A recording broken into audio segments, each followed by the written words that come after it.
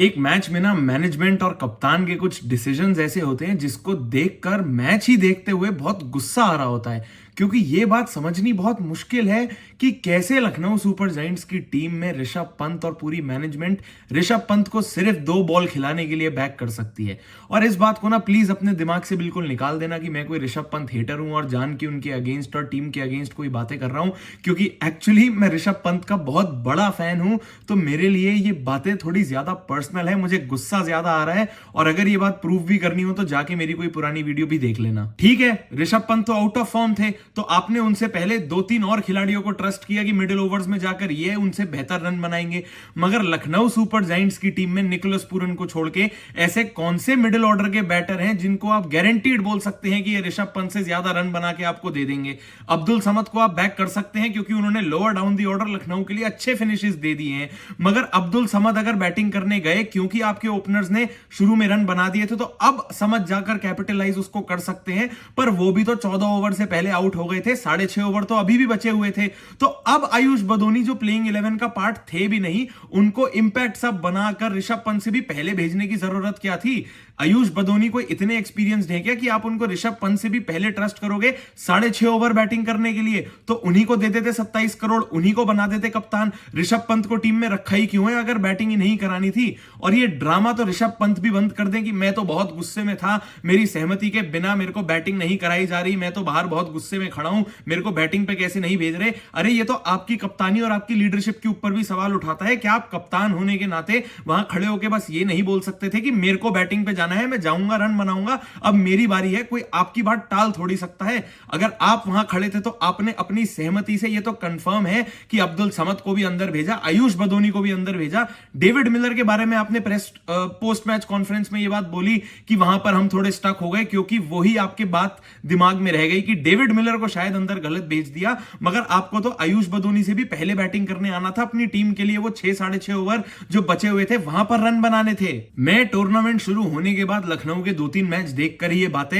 हर match के बाद बोल रहा हूं, भले लखनऊ जीते या हारे, कि इस टीम की बैटिंग निकोलस पूरन पे बहुत ज्यादा डिपेंडेंट है। क्योंकि मिचेल मार्श और एडन मार्करम पे आप इतना ट्रस्ट कर ही नहीं सकते। ये वो गुजरात के बैटर्स नहीं है जो आपके लिए रन भी बनाते रहेंगे और 10 से 15 ओवर बैटिंग भी करते रहेंगे।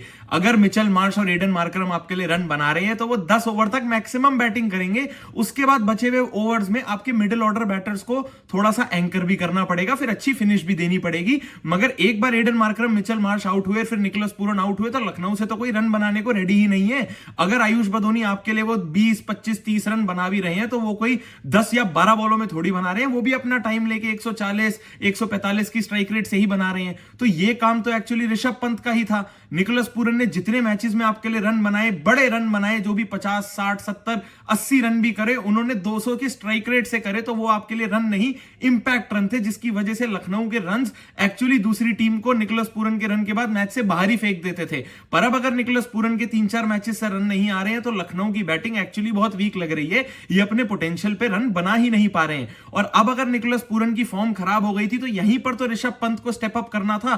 पर वो स्टेप अप करेंगे कैसे अगर आप उनको बैटिंग पे नहीं भेजेंगे? और ये बात तो ऋषभ पंत को खुद रियलाइज करने की थी। अगर टीम में मिचेल मार्श और निकोलस पूरन के अलावा वही एक और सीनियर बैटर है जो आईपीएल में इतने समय से खेलते आ रहे हैं, और ऋषभ पंत एक्चुअली तो एक लौते इंडियन बैटर हैं जिनको रन बनाने का जिम्मा अपने सर पे लेना था, वो बैटिंग करने ही नहीं आएंगे तो लखनऊ की बैटिंग का तो कोई वजूद ही नहीं होगा। और वापस वो इस मैच में दिख गया। 10 ओवर में आपके लगभग 90 रन है, एक भी विकेट नहीं गिरी हुई। ओपनर आउट हुआ, निकोलस पूरन आउट हुए, उसके बाद आपके सारे बैटर्स एकदम लाइन से ही चलते बने। ये सारी लखनऊ की जो बैटिंग की कहानी है, कहीं ना कहीं दिल्ली की टीम और कप्तान अक्षर पटेल भी समझते ही थे।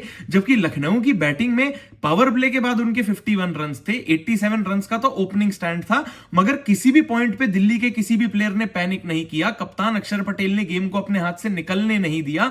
क्योंकि एक बार जब आपने एक ओपनर को आउट कर दिया तो उसके बाद जब निकोलस पूरन बैटिंग करने आए, आते ही उन्होंने कुलदीप यादव को स्वीप का चौका लगाया, फिर एक और चौका लगाया। तो कहीं ना कहीं वो फील आ रही थी कि जिन निकोलस पूरन के 2-3 गेम से रन नहीं आ रहे, शायद आज वापस वापस वो गेम है जहां निकोलस पूरन अपने होम क्राउड के सामने अपनी फॉर्म को वापस लेकर आएंगे, मगर कप्तान अक्षर पटेल ने अपना दिमाग लगाया, अपने सबसे एक्सपीरियंस बॉलर मिचेल स्टार्क के हाथ में बॉल दी और मिचेल स्टार्क ने अपना एक्सपीरियंस यूज के लिए एक स्लोअर बाउंसर डाली और निकोलस पूरन को बोल्ड किया। एक बार जब आपका एक ओपनर और निकोलस पूरन आउट हो गए तो अक्षर पटेल भी जानते थे कि लखनऊ की बैटिंग तो कहीं ना कहीं यहीं पर खत्म हो गई और अब हम गेम को अपने हाथ से नहीं निकलने देंगे और इनके रन भी नहीं बनने देंगे। दिल्ली की बॉलिंग में यह समझना भी बहुत जरूरी है कि मुकेश कुमार ने कितना प्रेशर बनाकर रखा हुआ था। वो जो आखिरी ओवर में उनको 2 विकेट मिली आयुष बदोनी और ऋषभ पंत की, वो एक तरफ है क्योंकि वो तो आड़े टेढ़े शॉट मारने जा रहे थे, मगर मुकेश कुमार ने अपनी यॉर्कर्स को नेल किया और उन दोनों को बोल्ड किया। मगर उससे पहले जो एक सटीक यॉर्कर उन्होंने मिचेल मार्श को आउट करने के लिए डाली थी, वो एक्चुअली एक ऐसी बॉल थी जिसकी शायद टूर्नामेंट खत्म होने के बाद ज्यादा लोग बात नहीं करेंगे, तो मैं भी अभी उस बात को यहीं पर कर लूं क्योंकि शायद मैं भी भूल जाऊं। वो इतनी परफेक्ट रिवर्स स्विंगिंग यॉर्कर थी जिसका मिचेल मार्श जो कि सेट थे, इतनी बॉलें खेल चुके थे, 50 रन बना चुके थे, उनके पास भी कोई जवाब नहीं था। कोई भी और बैटर होता उनके पास भी कोई और जवाब नहीं होता क्योंकि वो बॉल इतनी परफेक्ट थी। उन्होंने जो अब्दुल समद को आउट किया वो तो अंडर प्रेशर थे ही क्योंकि उनको 7-8 कुछ बॉलें खेल चुके थे और उनके रन 1-2 थे, वो बाउंड्रीज लगाने को और बड़े हिट लगाने को स्ट्रगल ही कर रहे थे, उनसे तो स्ट्राइक भी ठीक से रोटेट नहीं हो रही थी।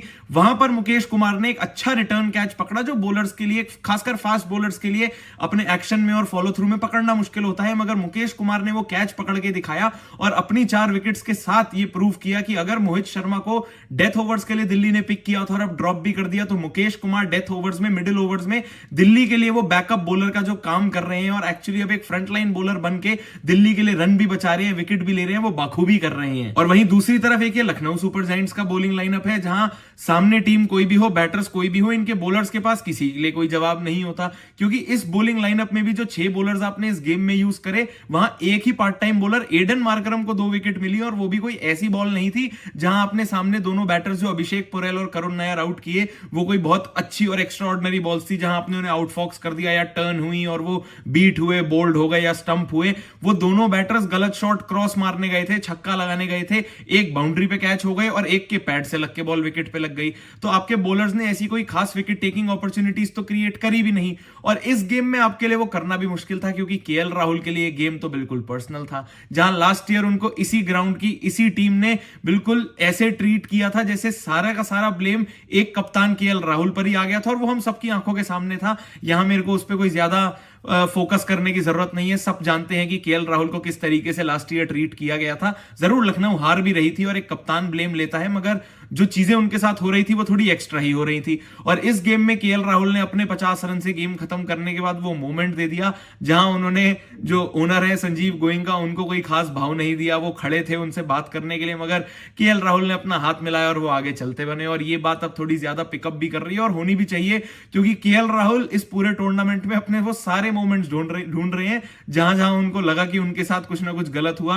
अगर जैसा लोगों का कहना है और ऐसा पॉसिबल भी है कि केएल राहुल अगर ये फील करते थे कि उनको आरसीबी में जाना चाहिए था और आरसीबी को उन्हें पिक करना चाहिए था, नहीं किया, तो केएल राहुल ने चिन्नस्वामी में गेम जिताया और जिताने के बाद वहां कहा कि मेरा ग्राउंड है ये। अब लखनऊ में वो वापस आए, लखनऊ की टीम को उन्होंने लखनऊ में हराया, 50 रन बनाए और सबको दिखाया मेरा नाम केएल राहुल है और वापस ये प्रूव किया कि अब अपनी टूर्नामेंट की तीसरी 50 बनाई और दिखाया सबको कि इस टूर्नामेंट में वो एक स्टेटमेंट के साथ खेलने आए हैं और सबको दिखाने आए हैं कि वो सिर्फ अपना नाम नहीं, दिल्ली कैपिटल्स को भी शायद उनका पहला ट्रॉफी जिताने आए हैं। वीडियो पसंद आई हो तो लाइक जरूर करना, कमेंट करके ये बताना कि ये ऋषभ पंत का बैटिंग पे वो जब आए और जिस पोजीशन पे वो खेलने आए, ये इस सब के बारे में आपका क्या कहना है। चैनल अगर अब तक सब्सक्राइब नहीं किया है तो सब्सक्राइब जरूर कर देना क्योंकि मैं तो ऐसे ही हर गेम के बाद आके आपको कंटेंट देता ही रहूंगा क्योंकि अभी तो बहुत क्रिकेट और बहुत बातें बाकी हैं।